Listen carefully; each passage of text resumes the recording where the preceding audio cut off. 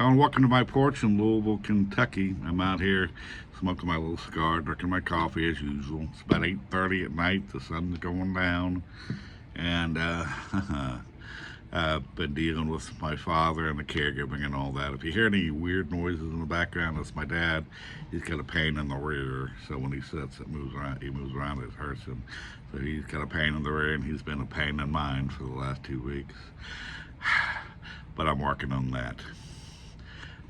Today I'm going to talk a little bit about beards because I have a beard and hair, and I cut my own hair ever since COVID. I cut my own hair using the wall trimmer, and it's pretty easy to do. And I have some ways that I use to get around that problems that you might face.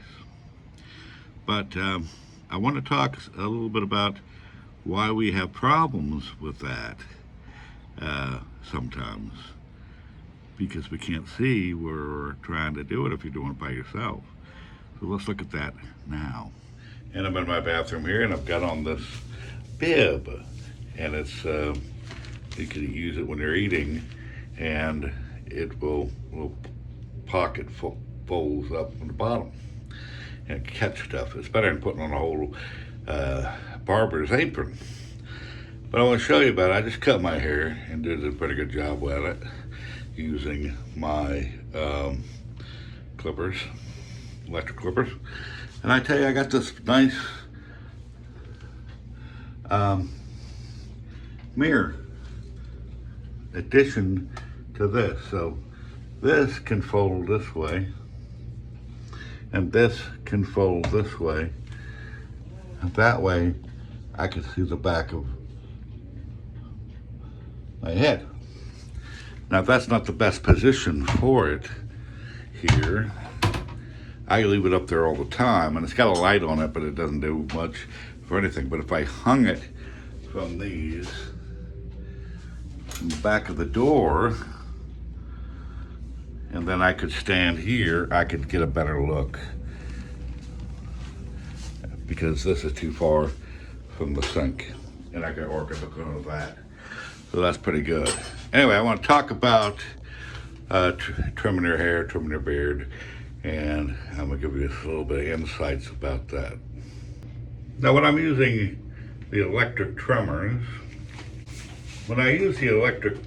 the wall, and then I've got of course, that to stick on there, different things.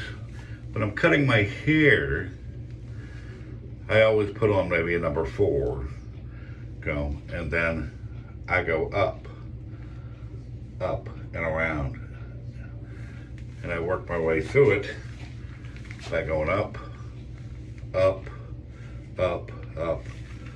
and so forth, and then up this way, around this way, and you can generally get a good idea of that.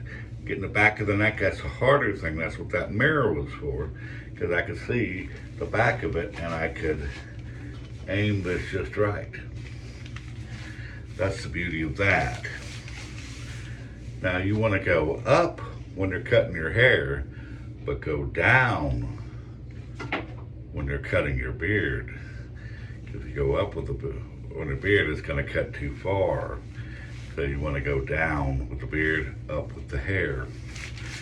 Very different process, so you need to be careful with, you're not going to be using, if you want this kind of look, which I know most of y'all don't, but if you want this kind of look, you want to use a number 4 for this, and a number 3 for this.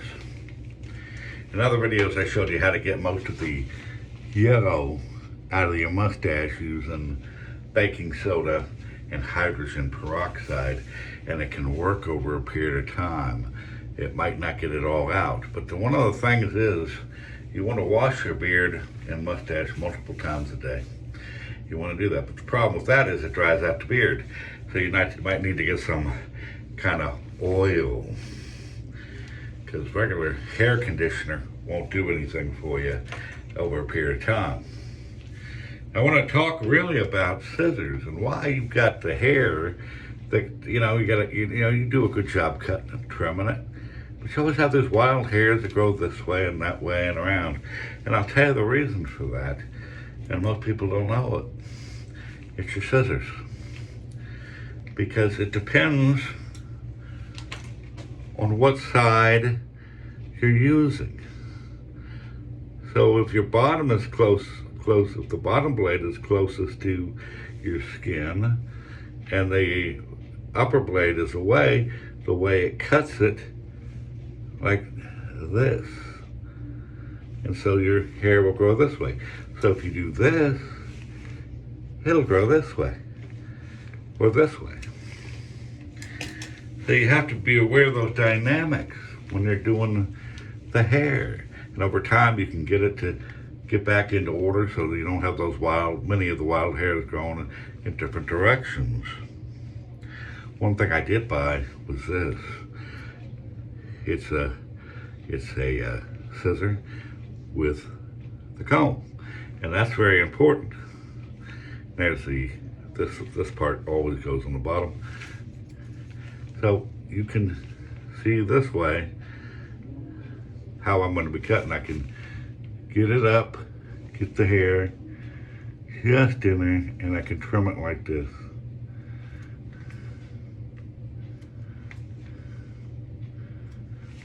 And there you go. So I can catch those wild parts that I can't get anywhere else.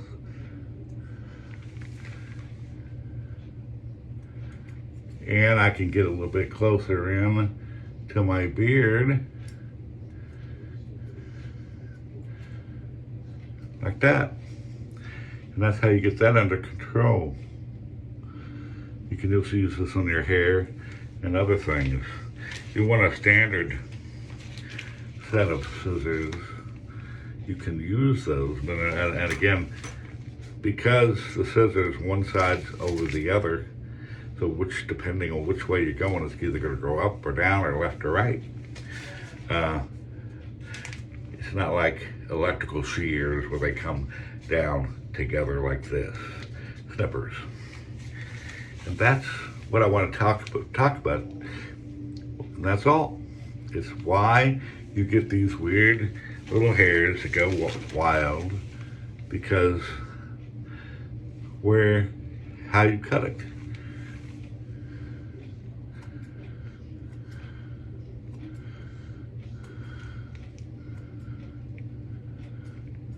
And so I never do this, and sometimes I can do this, but I can't